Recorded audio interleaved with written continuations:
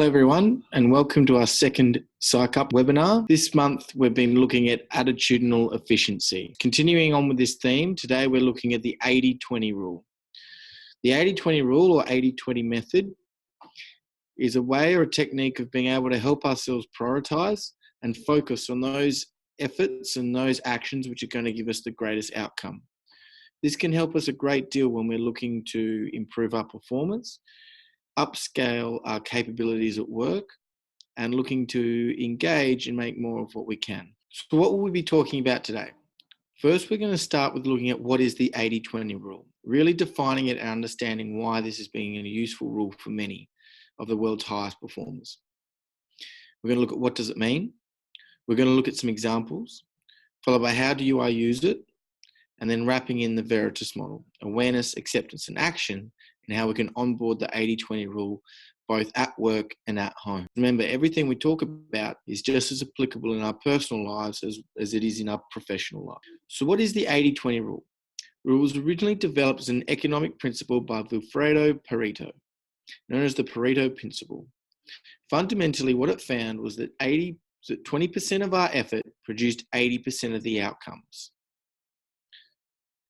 Where he originally discovered this was by looking at 80% of the land in Italy was owned by 20% of the population.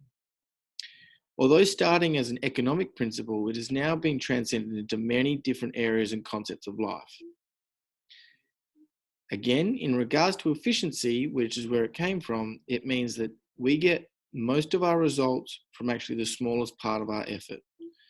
So what we need to be doing is identifying what is the most important aspect of what we are doing, which is going to achieve our results. That way we can prioritize and focus and help to break down the noise that can come around us. And it can prevent us from being distracted by things which are not truly pushing us towards where we want to be, which are not truly aligned with the goals that we have set out for ourselves. So remember, 80% of results come from 20% of the effort. Identifying what is white noise and what is truly meaningful and purposeful focus for us to be having. Why is it important? Well, as always, human beings only have a finite amount of energy in every day. We also have a finite amount of resources external to ourselves, including time, resources at work, capabilities, and experience. How we get the most out of this is really important in maximizing both our efficiency and our overall performance. Wasting hours on social media has no significant return, whereas working hard, exercising, and socializing all benefit you in tangible ways. This example is in place because what we are trying to do is we're trying to focus on what efforts are going to give us the most tangible outcomes and push us towards the values and goals we have set for ourselves. So what are some examples of the 80-20 rule? Well, in the real world, we see the following. 80% of wants and needs come from a healthy relationship. The remaining 20% should come from yourself. Financially, 80% of sales come from 20% of customers. Clothing, you wear 20% of your clothes 80% of the time. On our phones, 20% of the apps we've downloaded are used 80% of the time. Driving, statistically, 20% of drivers cause 80% of accidents. Business, we find that 20% of employees produce 80% of the results. And socializing, 20% of your social relationships bring 80% of your joy. 80% of results come from 20% of the effort. It is therefore really important that what we are doing is making the most of that effort. So how do we use it?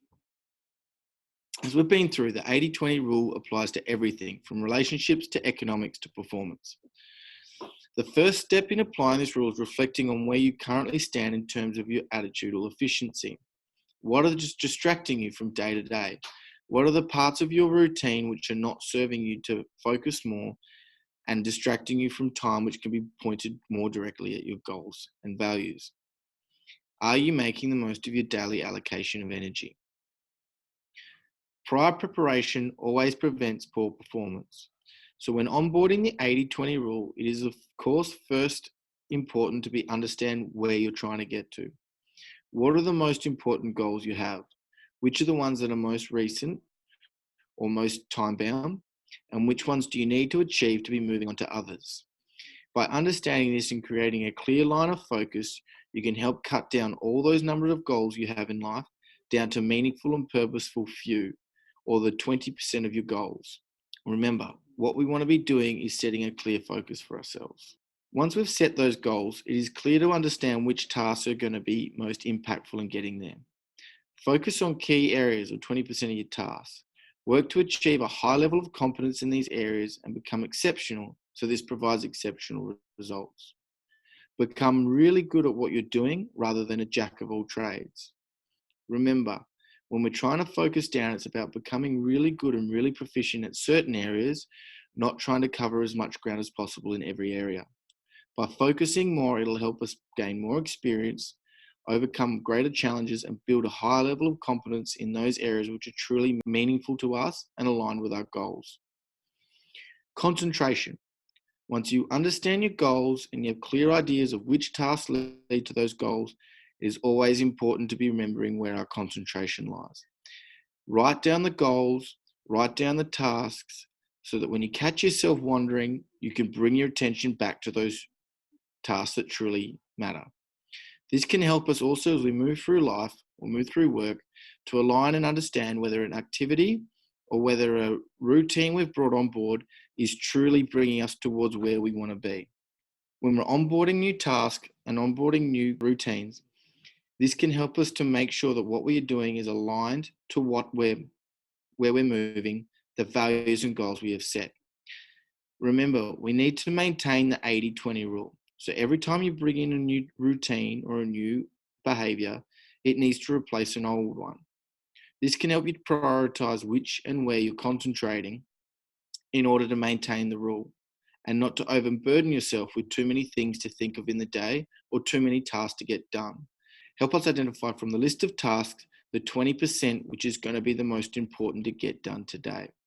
This is how the 80-20 rule can then help us to prioritize. In today's society, we're consistently being bombarded with different mediums, different ideas, different tasks, and we are always constantly connected. Although this is great and it can help us achieve a lot, it can also overload us and distract us from what we truly set out as being meaningful and purposeful. Having a model to help us stay focused and stay clear on what is truly the direction we want to be heading and the activities which will truly give us the most impact is a good way stopping us from becoming overburdened and overly busy and not truly effective. A rule like the 80-20 prevents distraction. It is good to be busy, but it's not good to be just busy for busy's sake. The 80-20 rule helps us to bring quality, not just quantity, into everything we do. And if we truly want to be performing our best, it's not just about how much we get done, but what we get done as well.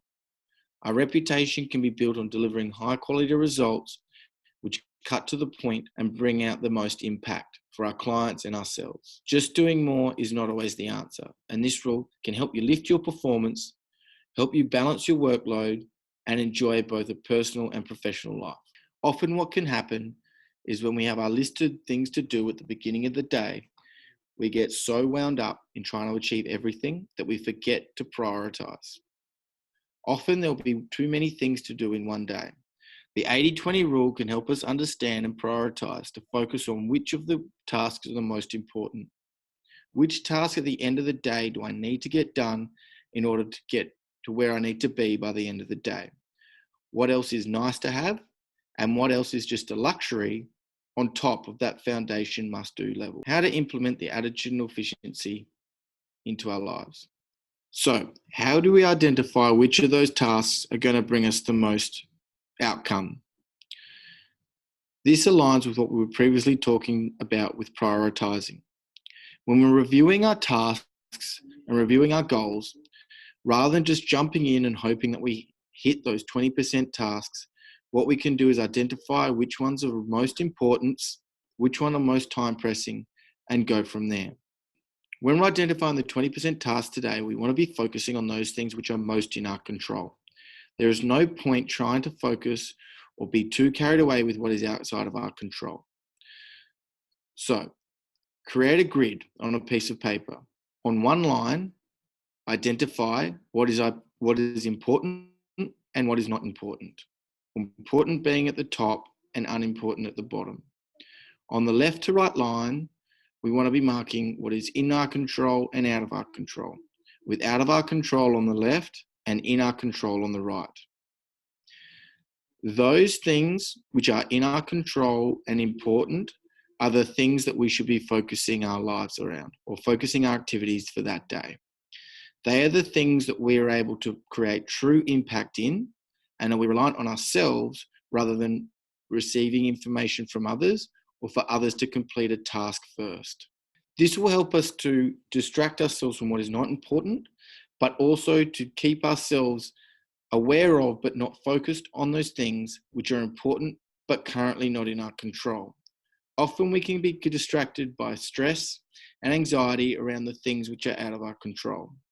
It is important that we leave those things, whilst being aware of them, to the side for now. If we want to be as effective as we can in the day, we need to be consistently focused and concentrated on those things which are both in our control and important to us. If it is not important, these are the areas that we can use as an opportunity to recoup or to distract ourselves and re-energize, or things that we can do when we get the opportunity. It is important to be able to sit down and truly reflect on what is important and unimportant. Often we get too carried away and think that more things are important than truly are. When deciding whether things are important or unimportant, it is really critical to reflect on whether that task being done will produce a really positive outcome, or if it is not done, a truly negative outcome. Often we can create hysteria for ourselves, assuming that something not being done will have a high negative outcome. Once we identify which of those tasks are important and in our control, it is then important to identify and have a look about how they all interrelate. Are they connected? Are they 4 or 5 truly different tasks? Is there a way by completing one that you move towards completing another? This will help you understand which of those tasks to start with and which to leave till later on. This process is also commonly known as big rocks, little rocks. Trying to identify which is the most important and meaningful and which is less important and less meaningful. By taking the time to truly set up your day and understand what is an important task that's in my control and how those tasks interrelate, we can set ourselves up with not only a clear focus, but also a timely, efficient focus to help reduce the workload we have and work smarter, not harder. So this is the 80-20 rule. It's applied in many different areas of life and has been used in economics, relationships, as well as performance. Remember, it's not always about how many different things you get done, but how well you get things done and how you choose between what is important and not important to make the most of the resources you have, including time and capabilities and energy. The 80-20 rule won't make life all rainbows and unicorns, but what it will do is help you focus and help you cut out what is noise and what is truly meaningful, purposeful activity. It can help you manage stress by identifying what is truly in your control and what is not. And it can help you manage your workload. So rather than just working harder, you're working smarter. Thank you for listening to our second webinar. We hope to see you at the next. Thank you.